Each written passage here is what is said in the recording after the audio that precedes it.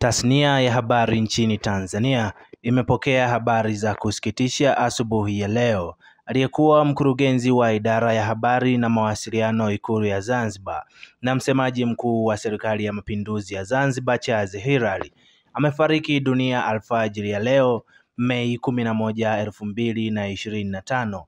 Charles pia aliwahi kuwa mtumishi mwandamizi wa Azam Media Limited kati ya 2015 na 2023. Charles alihitimisha utumishi wake akiwa mkuu wa idara ya habari ya UFM baada ya kuteuliwa kuwa mkurugenzi wa idara ya habari na mawasiliano Ikulu Zanzibar. Kwa mujibu wa chanzo cha karibu, Charles Hilary amefariki baada ya kuugua ghafla na umauti umemkuta akiwa njiani kupelekwa katika hospitali ya taifa ya Muhimbili tawi la Mloganzila. Kinara huyu wa habari ana historia ndefu akiwa anavitumikia vituo mbalimbali ikiwemo shirika la utangazaji Tanzania TBC, wakati huo likiitwa Radio 1, pamoja na shirika la utangazaji la Uingereza BBC.